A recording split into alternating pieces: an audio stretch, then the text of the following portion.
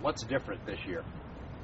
What's different about the 7th Annual UFO Crash Retrieval Conference? Well, we have more crash updates, more interesting witnesses. We have a reverse engineering investigation of the California drone, which is different and new. We have some forensic examination of questioned documents using forensic linguistics, which is a very obscure field, very few peer-reviewed journals on that. So we're using some state-of-the-art investigative tools to try to dig deeper in the UFO enigma. And contrary to what the image might be, you're not here to be cheerleaders for UFO cases. You will dismiss a case through investigation as often as you will support one. Yes, we will be happy to dismiss cases that don't pan out.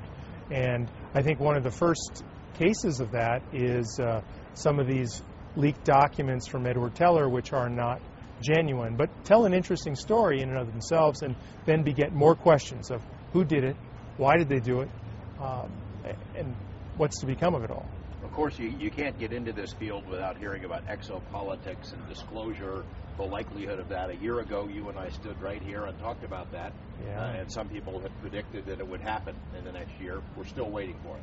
We are still waiting for disclosure, and I'm not sure. Dr. Michael Salla will be here talking about that, as well as Stephen Bassett, and I'm optimistic and hopeful, but I think it's more you have to drag it kicking and screaming out of the government. And the government really probably doesn't know anything. It's really out of some other organization.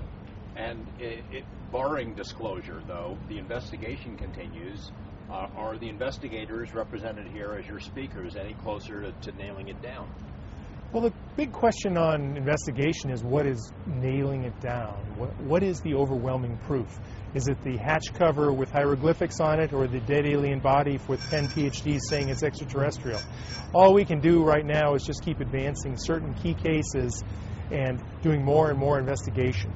I think the whole field could probably absorb a couple $1 million in serious investigation, hiring PIs and doing more research and investigating.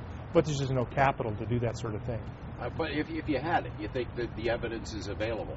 Yes, I think if you had the capital, the evidence is available, and it's in the attics and in the memories of a lot of witnesses, and in some cases we can get more parts. And there's more work to be done on just some of these leaked parts, the layered bismuth magnesium part from Roswell, which is unusual, can't make it on Earth.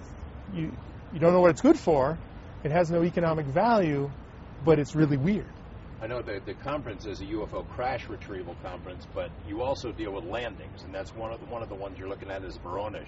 This 20 years ago this year, right? Yeah, that's right. There's a Voronezh crash, or it's not a crash, but a landing in Russia. And Peter Robbins, who's done a lot of investigation about that, is going to be giving a talk about that. It's interesting and compelling in that you have lots of vivid pictures of aliens and craft. And I remember when this story broke 20 years ago, you have anchorman Dan Rather, well, they're laughing at the story because these pin-headed aliens, tall robot aliens with pinheads, we all know that aliens don't look like that.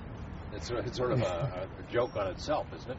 It is. I mean, people have this preconceived notion that aliens are little grays with big eyes, but if you look at the literature, there's everything from robot-like droids to reptilians to other sorts of creatures that are outside our basic paradigm. What's this?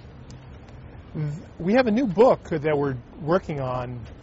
Actually, it's in a proof edition called UFOs Who Knows. And it's a book of famous quotations from military and scientists throughout history. Some of it very compelling and arresting in what they say and what you can read between the lines. And we're in the process of updating it and adding more famous people. I think yourself is actually quoted in there. And people like Oprah Winfrey or other really famous people that have something to say about UFOs. And this, I think, provides cover for them to join a large collection of very smart and famous people that have something profound and interesting to say about UFOs. You would invite the public, you'd invite skeptical public. It's not just for true believers. Absolutely. We want to see everyone come and absorb and get a high-quality scientific viewpoint about the UFO phenomenon. We specialize in UFO crashes and retrieval and hard evidence, but these are lectures by people with ties and PowerPoint presentations and video streaming all over the web, and we're trying to do our best to present a clear, powerful, credible case about this phenomenon.